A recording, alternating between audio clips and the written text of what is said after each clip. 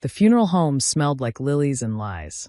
I sat in the front row, staring at Dad's casket, while behind me the whispers grew louder with each passing minute. Aunt Veronica held court in the back, her stage whispers designed to carry. Of course she's sitting up front like she belongs there, Veronica hissed to anyone who'd listen. Acting like the grieving daughter when we all know the truth. I kept my eyes forward, my hands steady on the eulogy I'd written. 26 years of being Martin Cole's daughter, and now, at his funeral, my aunt wanted to strip even that away from me. The service passed in a blur. I managed to deliver the eulogy without breaking down, sharing stories of Dad teaching me to ride a bike, helping with science projects, sitting through my terrible violin recitals with a proud smile. Normal father-daughter memories that Veronica apparently thought I didn't deserve. It wasn't until the reading of the will 3 days later that she made her move. Mr. Harrison, Dad's lawyer for 30 years, sat across from us in his mahogany-lined office. The will was straightforward. Dad had left everything to me. The house, the investments, his company shares. Not a fortune, but enough to ensure I'd be secure. This is fraudulent. Veronica shot to her feet before Mr. Harrison even finished reading. She has no right to any of it. Mrs. Blackwood, the lawyer said patiently. Martin's will is quite clear. Martin was deceived. She pointed at me with a manicured nail that looked like a weapon. She's not his biological daughter. She's adopted. I have proof. The word hit me like a physical blow. Adopted? I looked at Mr. Harrison, waiting for him to laugh, to tell Veronica she was being ridiculous. Instead, his face remained carefully neutral. What proof? I heard myself ask. Veronica smiled triumphantly, pulling out a folder she'd clearly been saving for this moment. Letters. From your mother to her sister, discussing the adoption. How they couldn't have children, how they were going to get a baby through private channels. She spread the letters across the desk. Mom's handwriting, faded but recognizable. I scanned them quickly, my heart sinking with each word. They were vague, talking about arrangements and finally having our baby, but they could be interpreted as adoption references. Even if this were true, Mr. Harrison interjected, it wouldn't invalidate the will. Martin clearly considered Meredith his daughter. Legally, adopted children only inherit if specifically stated in the will, Veronica interrupted. He left everything to his daughter. If she's adopted, she's not legally his daughter unless he formally adopted her. And I've checked, there are no adoption papers. No legal documentation.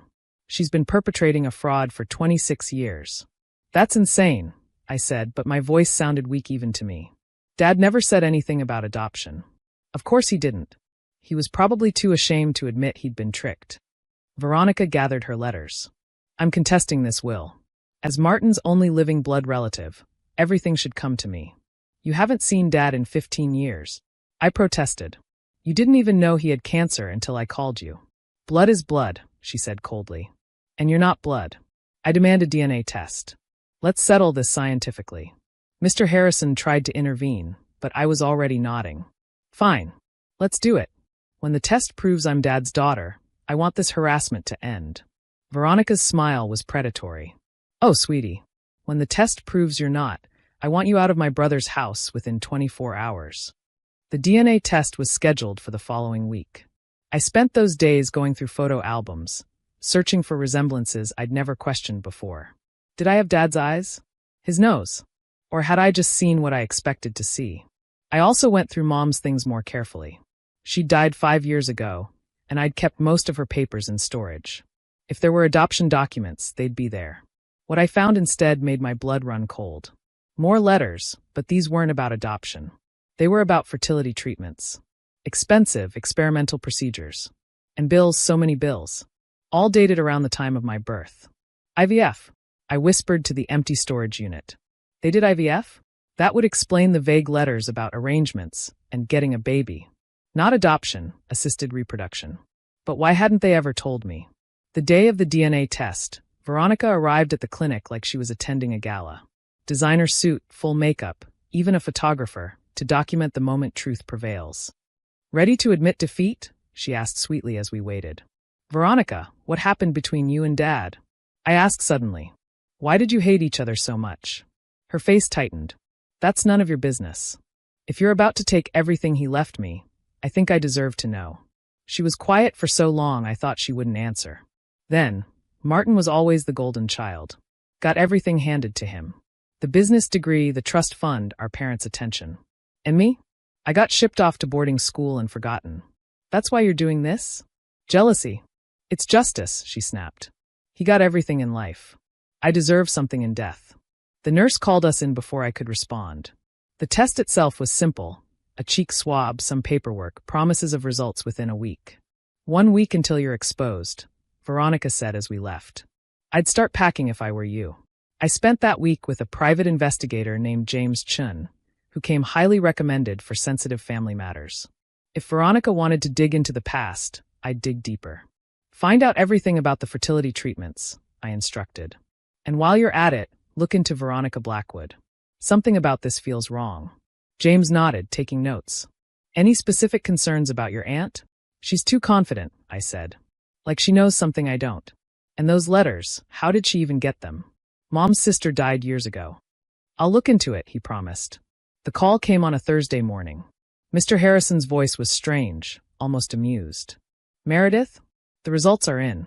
I think you should come to my office. And bring your investigator.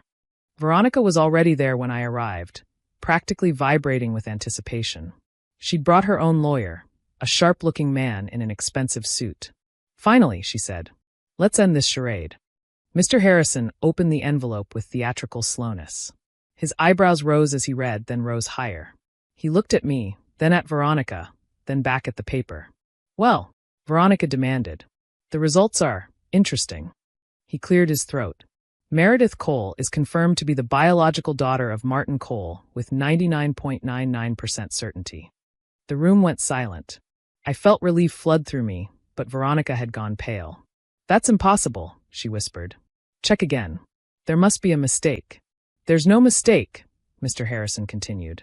However, there is something else. Ms. Blackwood, the laboratory ran a familial match test as standard procedure to confirm biological relationships between all parties. And, her voice was sharp now, worried. You share no DNA with Meredith Cole. In fact, you share no DNA with the Cole family at all. The silence that followed was deafening. Veronica's lawyer shuffled papers nervously. I stared at my aunt. Was she even my aunt? Trying to make sense of what I was hearing. That's ridiculous, Veronica stammered. I'm Martin's sister. Our parents were Robert and Helen Cole. James Chin chose that moment to speak up. Actually, Mrs. Blackwood, about that. He pulled out his own folder. I've been investigating your background, and I found some interesting discrepancies. He spread documents across the desk.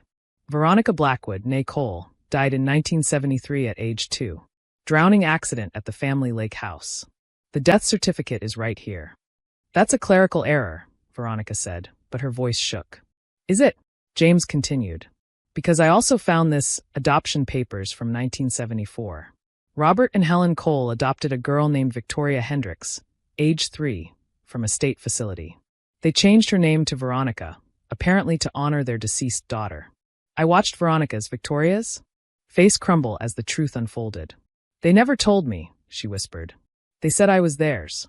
According to these records, James said gently, your biological mother was Eleanor Hendricks, who gave you up after being convicted of fraud and embezzlement. You were in foster care for a year before the Coles adopted you. The irony was staggering. Veronica had accused me of being adopted, of having no claim to the Cole inheritance, when she herself was the adopted one. But they loved me, she said, tears streaming down her face. They said I was special, chosen. They did love you, I said quietly. Dad told me stories about his little sister. He never mentioned you were adopted because it didn't matter to him. You were his sister. Then why did we grow apart? She looked at me desperately. Why did he cut me off? James cleared his throat. I might have an answer for that too. Mrs. Blackwood, you've been married 4 times. Each husband was wealthy. Each one died or divorced you within 5 years, and in each case, there were questions about missing money. How dare you dash? Your first husband's family hired an investigator. They suspected you'd been siphoning funds, but could never prove it. Your second husband divorced you after finding you'd opened credit cards in his name.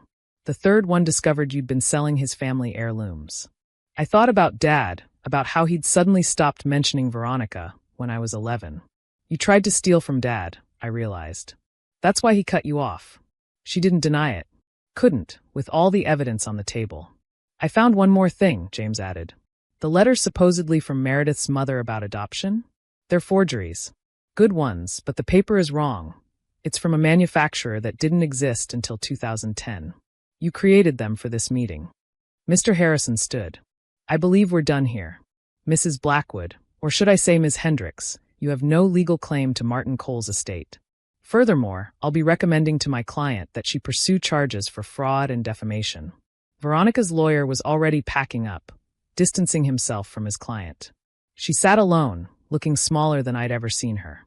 I just wanted something, she said quietly. My whole life, I felt like I didn't belong. When I found out Martin died, I thought if I could prove you weren't really family, then maybe I'd finally be the real daughter. But you were the real daughter, I said. Until you tried to take what wasn't yours. Dad would have included you if you'd just been his sister instead of trying to be his thief. She left without another word, her designer heels clicking on the marble floor. I never saw her again, though I heard she moved to Arizona, started over with yet another name. I kept the DNA test results in Dad's desk drawer, next to the adoption papers James had found. Not Veronica's mine, because the fertility treatments had failed. Mom and Dad had adopted me after all, just days after I was born. They'd never told me because to them, I was simply their daughter. Biology had nothing to do with it. The letters Veronica had forged were based on a truth she couldn't have known. But Dad had left me everything anyway, because he knew what she never understood. Family isn't about blood or DNA or legal documents. It's about who shows up, who stays, who loves you without calculating what they can gain. Dad had 2 daughters, one biological who tried to steal from him, and one adopted who held his hand through chemo. He chose the real daughter, the one who chose him back.